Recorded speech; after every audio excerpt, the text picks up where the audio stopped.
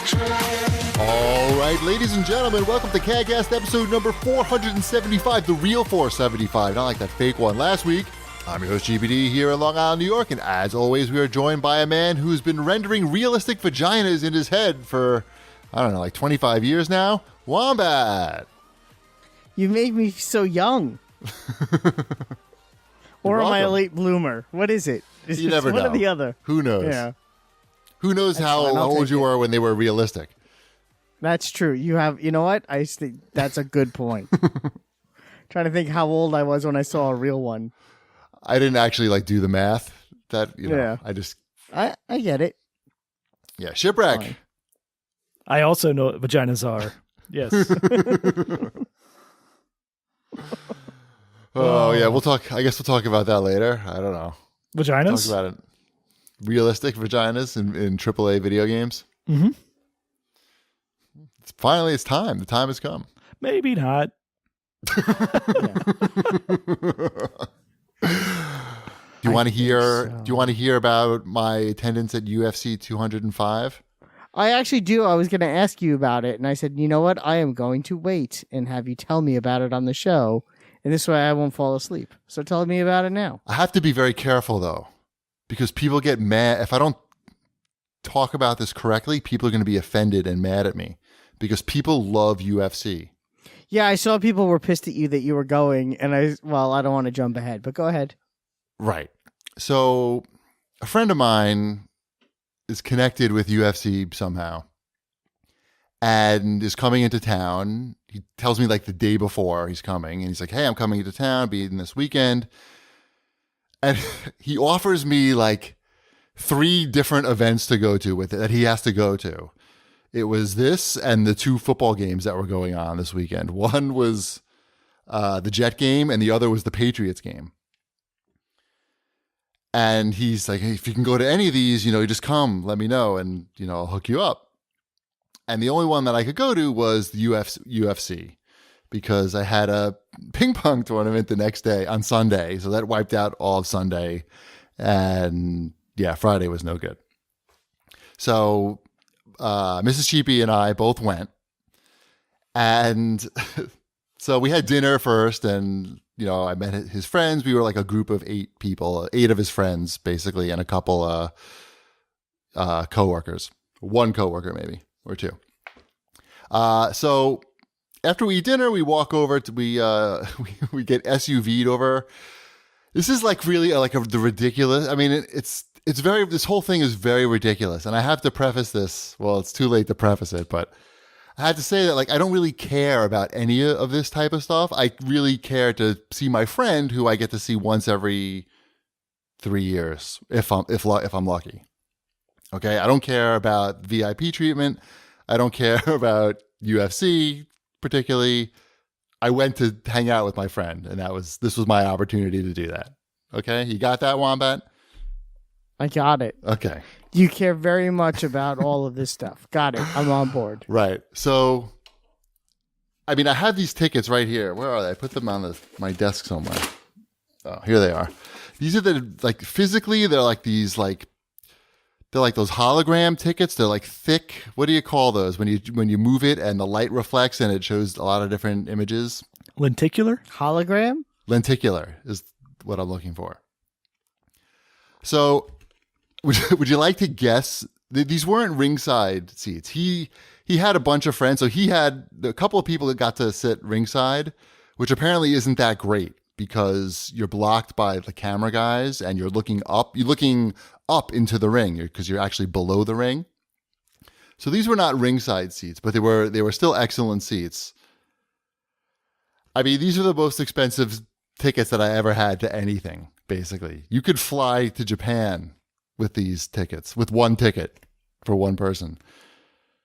It's a weird price. They're $1,506. What's that extra $6 for? What's Ticketmaster fees? But it's printed on the ticket. Convenience fees. I don't know. It just looks weird. Anyway, they're lovely, lovely tickets that I don't know. People were running around. That's an expensive ticket.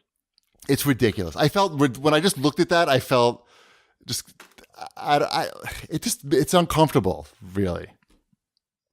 Especially How since was the fight? So first of all, so we go in through a special entrance to the side, so you're removed from basically the general public immediately. They bring you in like through the back of Madison Square Garden, and they bring you into like this. It's called like the 1837 Club or something. I don't know, some date that started with 18.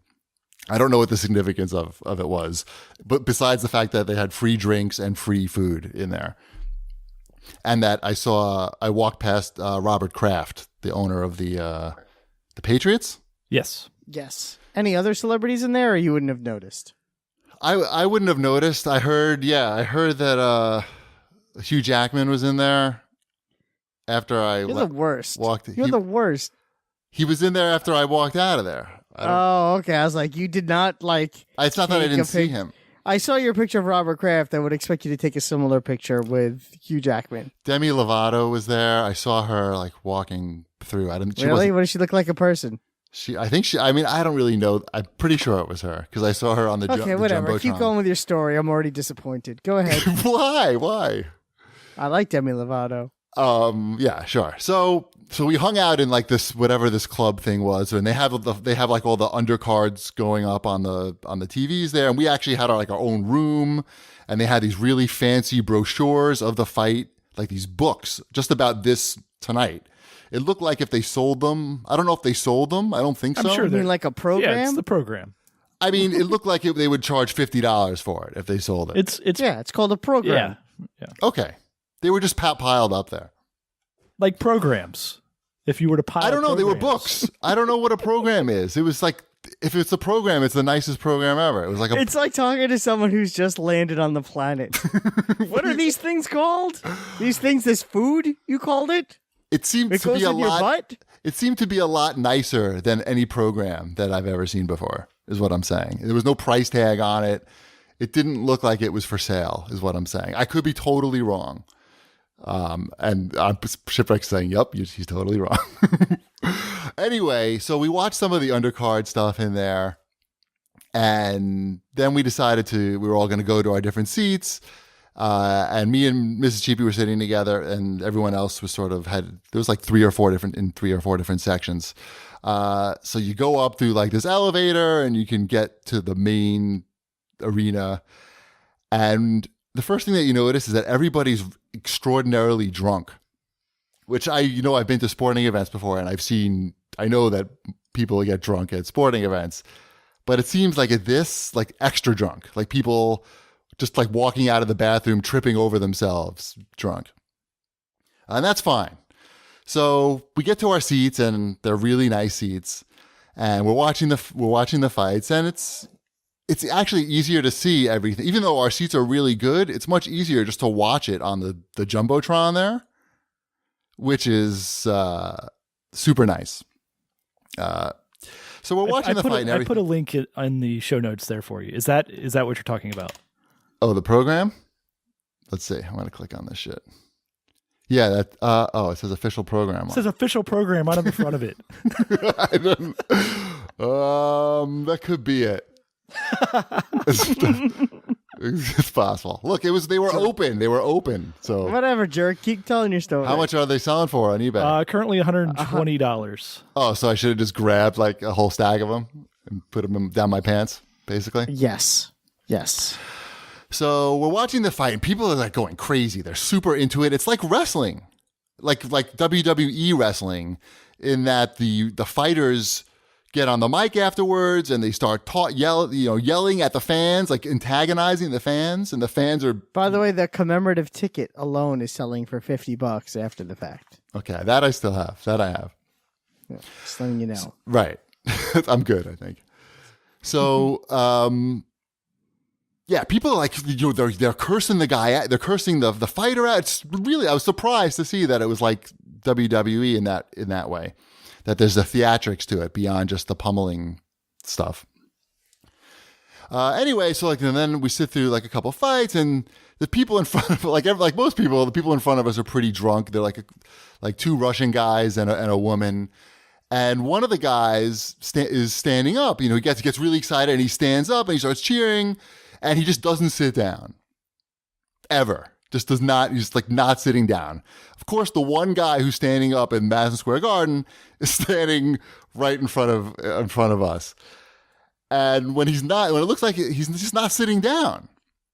So I say, excuse me, could you sit down, please? And he doesn't do anything. So I say it a couple more times, and finally he turns around and he says, why? So I say, well, we can't see anything because, you're blocking us. He says, well, why don't you stand up? I said, well, then I'm going to be blocking everybody behind me. And he turns back around and I'm like, Mrs. Cheapy's sitting next to me. And I certainly don't want, like, I'm like the one sober guy in the place. I don't want to get into a fight at UFC over the guy, some drunk asshole standing in front of me. But luckily, he just, after like 5 more seconds, he decided to sit back down again. So I saved the day for everybody, guys. I'm the hero.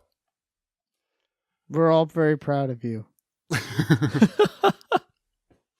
And then later, then they left for a while, and then later... I'm so glad a fight didn't break out at your fight.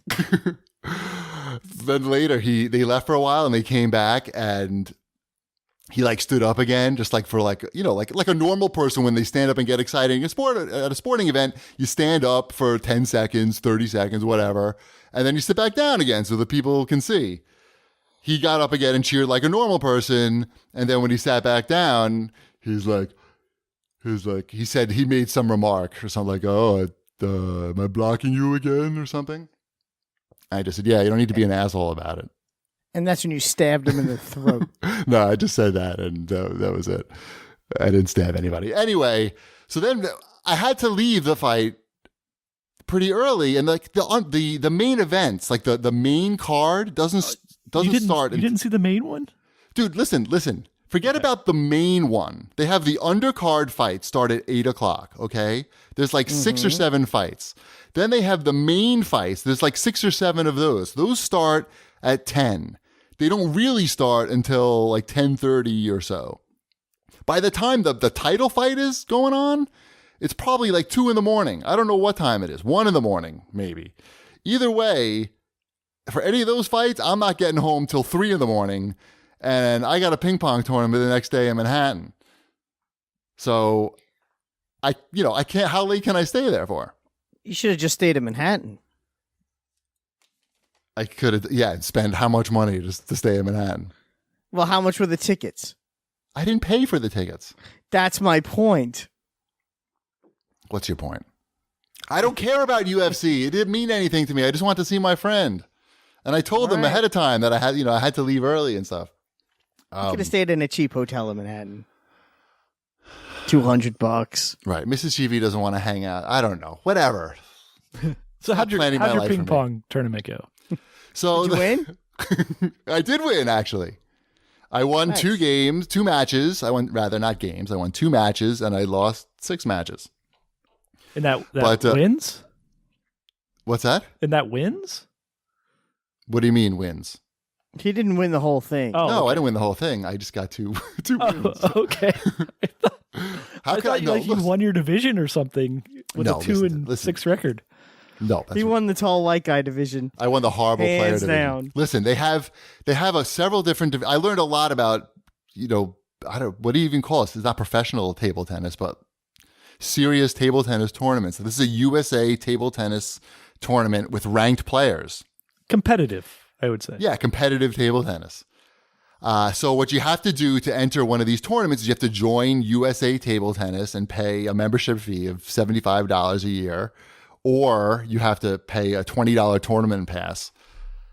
And for this, I've never done this before, so I'm an unranked player. And as an unranked player, even if I won every match, you won't advance at all because you're unranked. So that's the rule until you have a ranking. So, which wasn't going to happen for me anyway, because I had no idea what I was doing.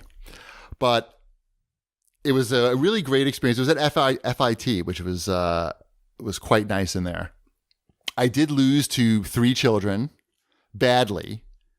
An 11-year-old, a 12-year-old, and a 13-year-old, all boys. Those kids are good.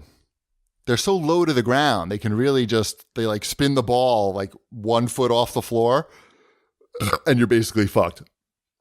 Or I'm basically fucked. But it was a lot of fun. I spent the whole day basically losing a table tennis. Getting fucked by 13-year-old boys. Yeah. But I won 2 matches against ranked players. So there. Congratulations. So will you be ranked now?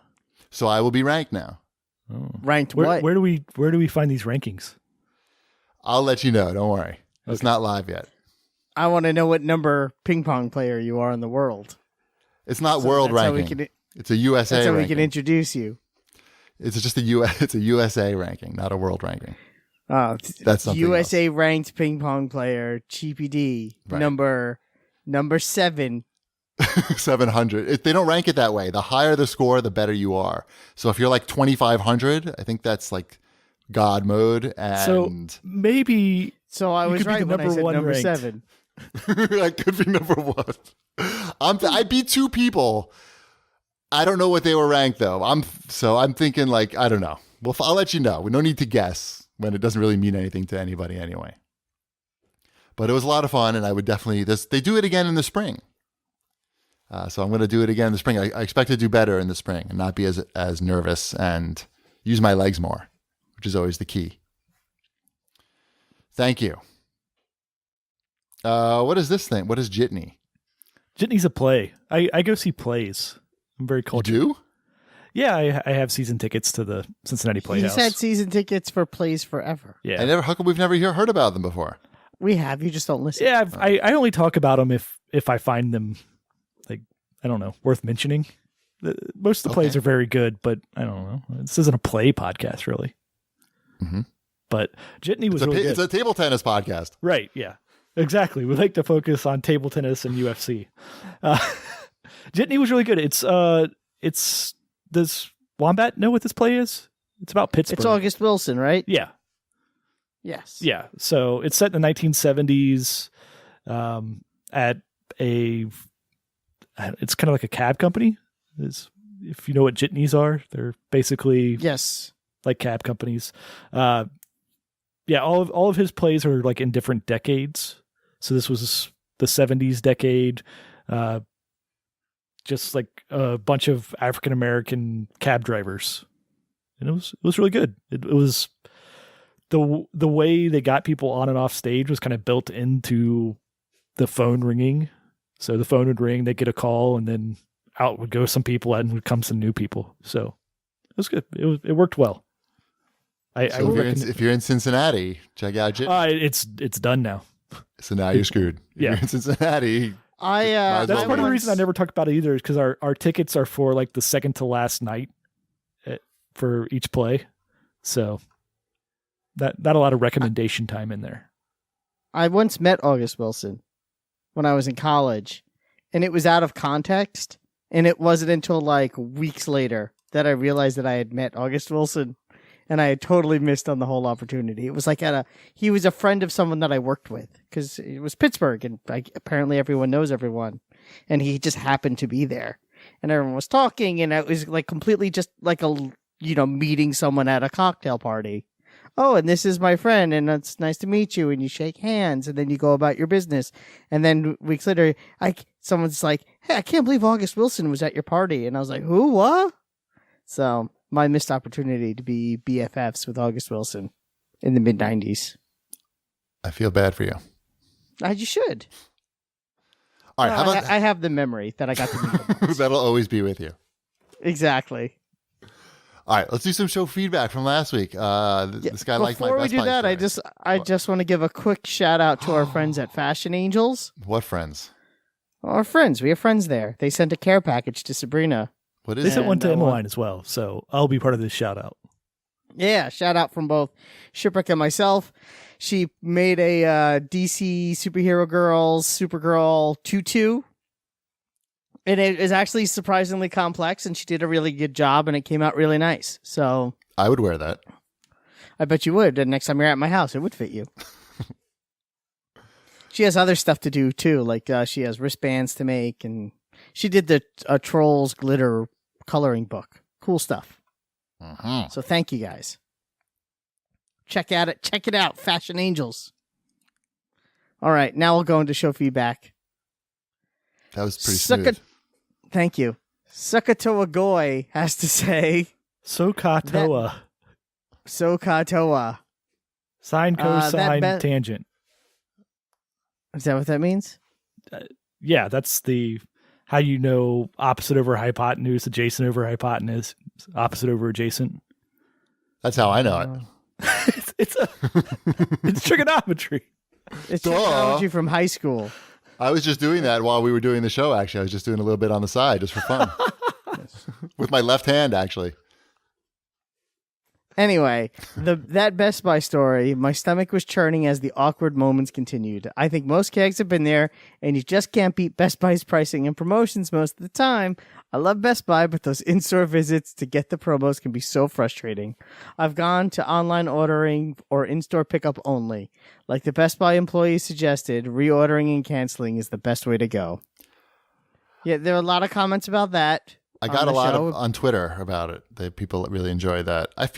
You feel bad for the employees at a certain point when you've come across this so many times, and you know that the employee is going to have to go through this for the whole rest of the day. You just, hopefully you have enough empathy in you that you feel bad for the employees at this point. Right. The employee didn't come to work that day knowing anything about a sausage party going on. Right. Like he wasn't like, I hope I don't have the information to satisfy my customers today. Right. Because somebody forgot to give it to me or nobody prepared us. Yeah, it's bad. It's a bad situation for everybody, but for the employees, it's definitely the worst. Yeah, that was at least I got a little bit of satisfaction out of telling the story. Totally. It was a healing moment. Healing process. Hexagon has to say, the funniest moment, without a doubt, in this podcast. That's geometry. His name's after geometry. He is. Look at that. It's all math all the time. Was when Cheapy D, the founder of an empire called Cheap Ass Gamer, ! Exclaimed he didn't care about a $10 or $15 savings on a game because, meh, Cheapy, you've lost your edge, man. Jokes aside, I'm a parent too, and I know that time is way more valuable than money in this stage of your life.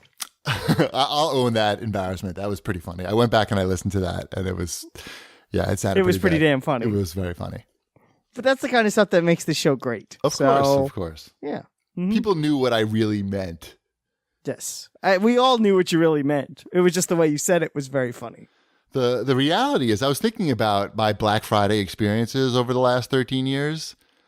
And the reality is, I spent most of them being in Tokyo, not being able to go to any stores, and just sitting at a computer, working on it. But the time zone was different, so you didn't have to lose sleep over it.